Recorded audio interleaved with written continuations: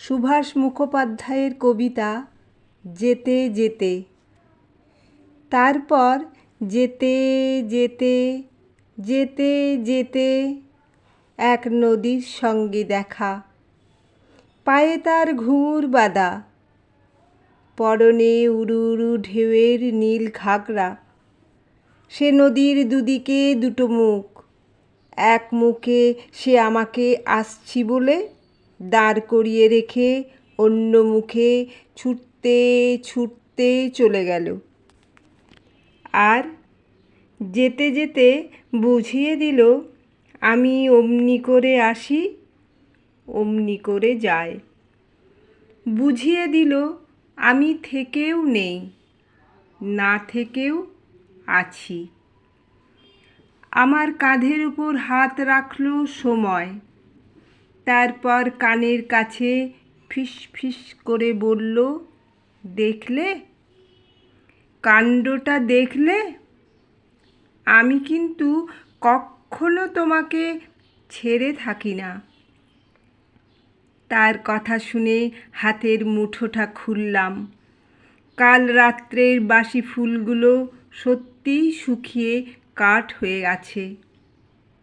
গল্পটার কোনো মাথা মুন্ডু নেই বলে বুড়ো ধাড়িদের একেবারেই ভালো লাগলো না।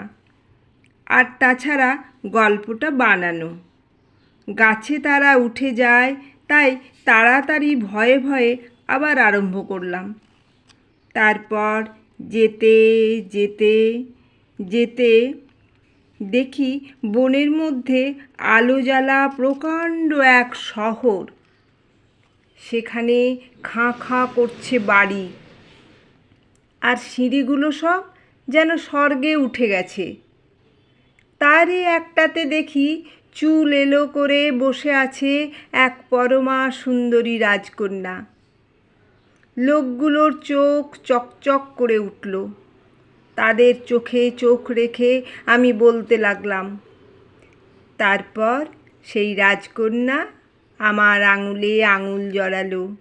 আমি তাকে আস্তে আস্তে বললাম, তুমি আশা, তুমি আমার জীবন। শুনে সে বলল, এতদিন তোমার জন্যই আমি হাঁ করে বসে আছি। বুড়ো ধাড়িরা আগ্রহে উঠে বসে জিজ্ঞেস করল, তারপর? ব্যাপারটা তাদের মাথায় যাতে ঢোকে তার জন্য ধোঁয়ায় ধোঁয়াকার হয়ে মিলিয়ে যেতে যেতে আমি বললাম, তারপর কি বলবো? সেই রাক্ষসী আমাকে খেলো।